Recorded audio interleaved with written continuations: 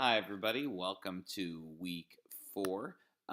In week 4, we're going to be continuing on really focusing on the purpose and the research questions in the context of the literature review. So I know last week I made a huge think about structuring the purpose and the research questions so that there's one intervention and the research questions then break that out over different measures. So we looked last week at, and I did this in the context of an email I sent you. I sent you the research questions to one of the examples from the capstone resource link, which was on the use of heart rate monitors in a physical education class. Um, let's look at another one here, and this is another study that's present. And before I focus in on the purpose and the research questions here, I want to make sure that you understand the deep importance of looking at past studies. Very important. These studies have gotten through IRB. They've been vetted through the same process that you're going through. They are structured in the same way that you're going to write your study. So it's really important that you know that these can be some of the best resources you have. Not to mention just the great APA references that they can be. So this one is about the use of ebooks and reading comprehension, and I'm just going to jam here to the purpose statement. Not going to look at their reading structure. We're just going to look at how they structure the research questions and the purpose. So, purpose of the study here. The purpose of this research intended to explore the effects of ebooks on 5th grade students with their reading level. They then go on to say that due to the generational trend demonstrating interest in technology and degree of engagement with present electronic devices, the researchers also explored and evaluated engagement. So we looked at ebooks on a reading level, we looked at ebooks on engagement. One intervention, two measures. Let's now look at the research questions. Primary research question. What effect will implementing electronic books, blah, blah, blah, blah, blah, have on students' reading level? Okay. Second question. How will the implementation of technology affect student engagement? Yes, there's a lot of other things here. We're going to write these research questions in detail, and we can talk about that a lot later on in the course. But right now, I want to draw your attention to how simple this is. One intervention, electronic books. Two measures, reading level, engagement. And we see this a lot in these kinds of studies.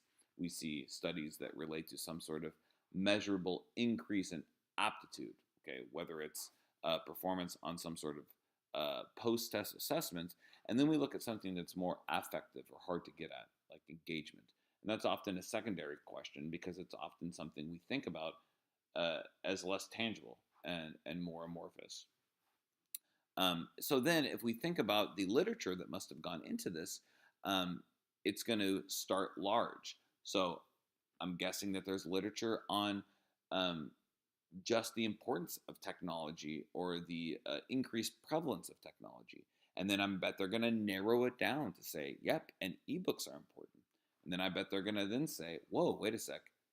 Reading comprehension is also something that's very important for student learning. Then I bet they might say, well, what has been done to look at the effects of ebooks on reading comprehension?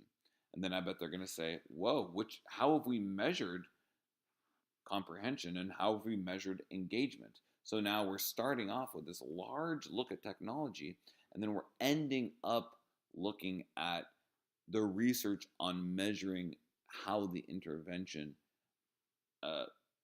integrates with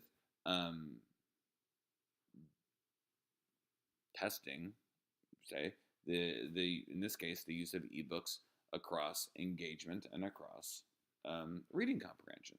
So we have large scale all the way down to the measurements themselves. So let's take a peek at the literature review. And here we go. Background on digital formats. 21st century skills. So what digital formats have been used in the past? Boom, boom, boom.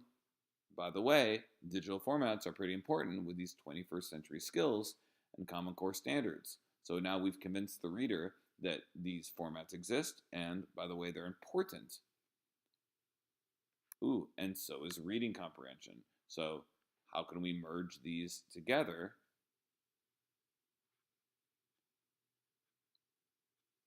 to measure engagement via choice and autonomy? What are the benefits of ebooks? What are the disadvantages of ebooks? What will we do with this specific intervention? Has this intervention been done before? What tools are we going to use to look at ebooks and learning? And then we have our conclusion. So we're starting large. Technology is important. Digital formats are increasing. Comprehension is important. How have ebooks been used? What are the benefits and disadvantages of using ebooks with technology? How are we going to intervene specifically? And how are we going to measure that intervention? Okay, so now that we've reviewed what we did in week 3, at least with respect to really honing in on the importance of having a solid yet simple purpose statement and solid yet simple research questions, let's look forward to week 4. And I just want to clarify some things about it. Per the usual, you can dive into this module and look at the instructions closer. I just want to point out some key things here. So number 1, your readings are going to be with your same readings from last week, looking at chapters 3 and 4. Hopefully you're annotating those and paying close attention. Your learning module is going to give some key points with respect to providing feedback, specifically in Microsoft Word, using track changes. That's what you're going to do with your partner in this project, primarily because what we want to do is create a system where everyone can look at one another's, and the Google Doc might get too messy in that case. With respect to the discussion boards, you're not going to have a traditional discussion post this week. 1, you're going to use the discussion board to provide an update for me if you choose not to have a video conference with me. And then 2, you're going to leverage the discussion board, and we can look at it right here, for document submission and retrieval with your peer review. Okay? And we're going to go through that a little bit more in a moment. Okay. You notice that link takes you right to the discussion board as well. Okay.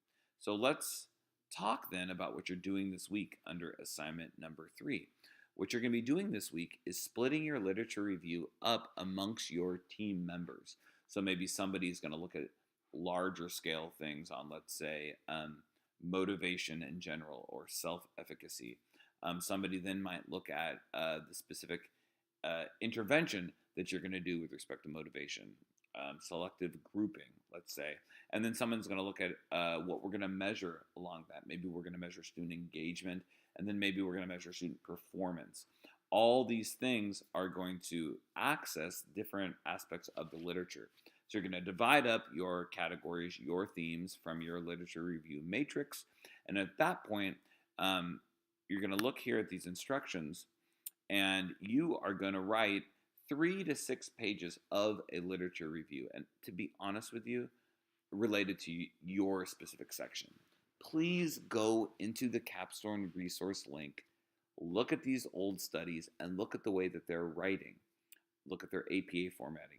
Look at their tense. Look at the way that they are structuring things from large to more specific. Look how those are deeply connected to the purpose and the research questions.